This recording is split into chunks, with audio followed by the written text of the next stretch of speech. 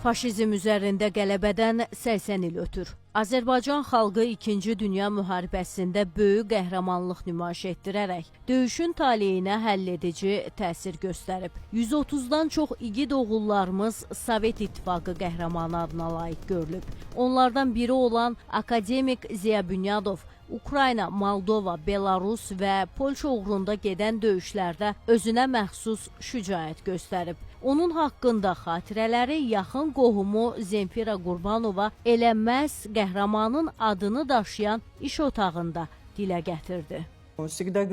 Ziya Bünyadov həmişə deyərdi ki, mən ömrümün sonuna kimi ürəyimdə hərbiçi olaraq qalacağam. Onun üçün önəmlisi vətənpərvər insan olmaq idi.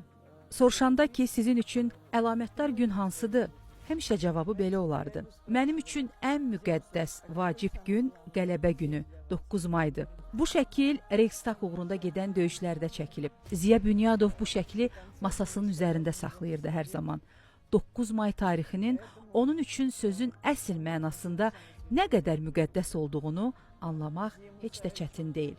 Sovet İttifaqı qəhrəmanlarından biri də Ukrayna cəbhəsinin cəngavəri adlandırılan Səlahəddin Kazımovdur. Çox gözəl insan idi. Çox gözəl, sadə, gözəl, özü könüllü.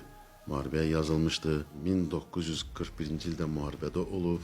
Özü də müharibədə də komandir batalyon vəzifəsində çalışıb. Səlahəddin müəllim Kazımov çox gözəl şücaətlərinə görə də, onun gözəl əməllərinə görə də dövlət tərəfindən də çoxlu mükafatlar almışdı. O, deməli, Dnepr çayını keçməsi uğrunda mühasirəyə düşmüş, böyük onun diviziyası mühafizədə olmasına baxmayaraq o diviziyanı çox gözəl məharətlə, ustalıqla, hərbinin işinin mahiyyətini gözəl bildiyinə görə əskərlərini həm xilas eləyir, o vaxt ki, dövrün ölkə başçısı Stalin tərəfindən 1943-cü ildə oktyabr ayında Sovet İttifaqı qəhrəmanı adına layiq görülür. Zemfira xanım ömrünün 15 ildən çoxunu Ziya Bünyadovun irsinin araşdırılmasına, təbliğinə həsr eləyib. Mən daimla son nəfəsimə kimi fəxr eləyəcəm deyən müsahibim bugünə kimi Ziya Bünyadovun saatını qolunda gəzdirir. Sonuncu döyüş tapşırığında Ziya Bünyadova 80 metr uzunluğunda körpünü qorumaq tapşırılıb. Məhz həmin körpü ilə ağır artilleriya hərəkət etməli idi. Almanlar bu körpünün strateji əhəmiyyətini bildiklərinə görə onu partlatmağa çalışıblar. 123-cü əlahiddə ordu rotasının 647 qəhrəmanı nəyin bahasına olursa olsun o körpünü qorumalı idi. Gərgin gedən döyüşlərdən yalnız 47 nəfər sağ çıxır. Onların şücaəti nəticəsində körpü qorunur və tanklar irəliləyərək qələbəyə gedən yola yaxınlaşır. Araz müəllimin əmisi haqqında xatirələri tükənməzdi. Deyir ki, Səlahəddin Kazımov kimi bir qəhrəmanın Azərbaycanın fəxri olması olduqca böyük qürurdur.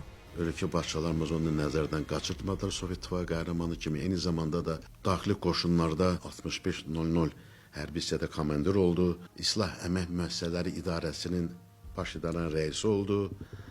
Orada da polkovnik oldu. Sonra 1970-ci ildə Ulu Öndərimiz birinci katib olanda onu gətirdi, Moskva ilə razılaşdılar. Daxili İşlər Naziri müavini qoydu və eyni zamanda da o dövrdə 70-ci ildə də general-mayor zvaniyasına, rütbəsinə layiq görüldü. Hər iki qəhrəmanımızın timsalında 2-ci Dünya müharibəsində böyük şücaət göstərərək Sovet İttifaqı qəhrəmanı adına layiq görülən igidlərimizi ehtiramla yad eləyirik. Ruhunuz şad olsun.